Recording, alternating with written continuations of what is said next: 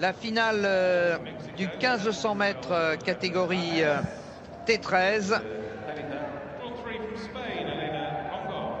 avec l'Espagnole Elena Congost qui sera au couloir numéro 3. Il y a 5 athlètes qui vont participer à cette finale. Elena Pautova, la Russe, 4:45:11 cette année, c'est le meilleur temps des engagés. Margarita Fondes, la Chilienne, pouvant espérer une médaille dans ce 1500 mètres, donc catégorie T13 réservée aux malvoyants. C'est catégorie T12 et T13 qui sont mélangées donc dans cette finale. Le record du monde est la propriété d'Assia Elanouni, la française, depuis les Jeux paralympiques de Pékin en 2008. Assia qui avait couru en 4:19:20. Je ne pense pas que son record soit inquiété aujourd'hui à l'occasion de cette finale du 1500 mètres, avec un peloton assez compact et donc une seule concurrente, deux concurrentes n'ont pas de guide. Il y a la Tunisienne Somaya Boussaïd qui est partie très fort et l'Espagnole Elena Congost. La Tunisienne qui est la favorite de cette course et qui d'entrée de jeu se dégage. Je pense que les Tunisiens vont avoir la grande joie de rajouter une médaille d'or à leur impressionnante collection, ce qui leur permettra de remonter au classement. Parce que là, je vois pas comment on va aller chercher cette demoiselle qui est largement au-dessus du lot. Alors Patrick, attention effectivement à cette Tunisienne Somaya Boussaïd.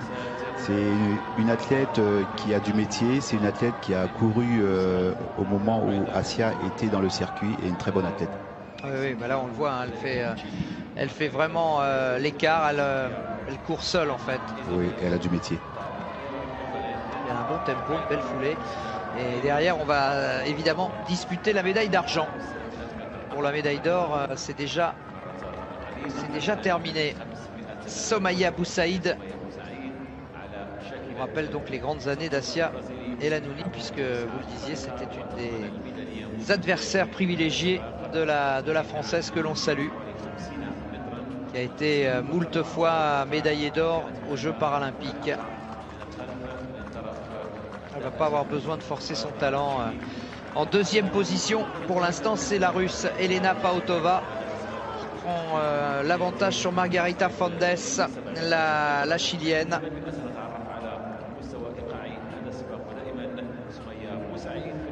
Il restait 800 mètres à parcourir et les positions semblent bien actées. En tout cas, elle a un très très beau rythme. À savoir, est-ce qu'elle peut aller inquiéter le record de Assia? La réponse est non. La réponse est non.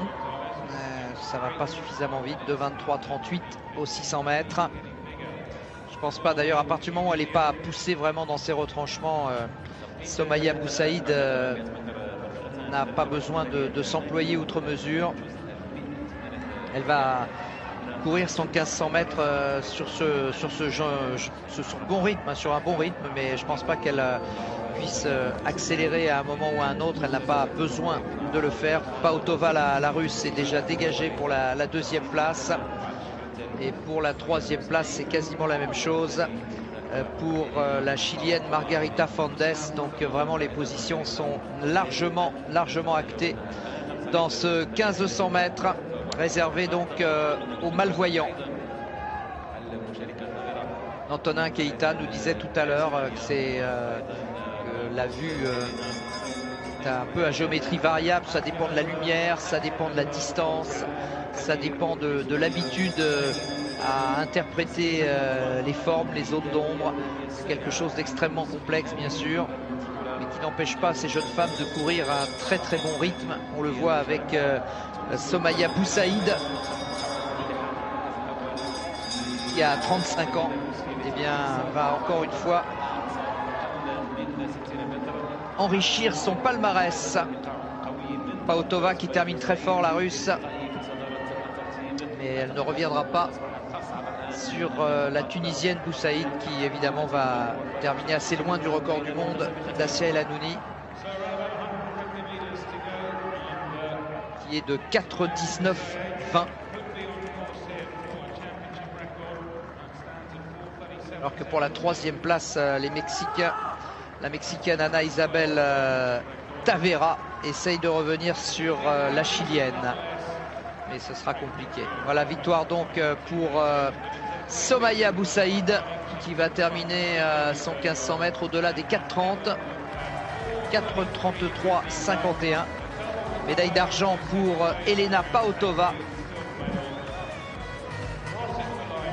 4,41 et médaille de bronze avec un joli finish pour Margarita Fondes, la chilienne, en 4,52 environ. Donc c'est vous dire la performance de Assia en 4,19 qu'elle a établie en Chine, à Pékin. Oui, tout à fait, Assia El Hanouni, mais certainement dans des conditions où elle a été plus poussée dans ses retranchements, alors que là, manifestement, Somaya Boussaïd a quelques difficultés à récupérer.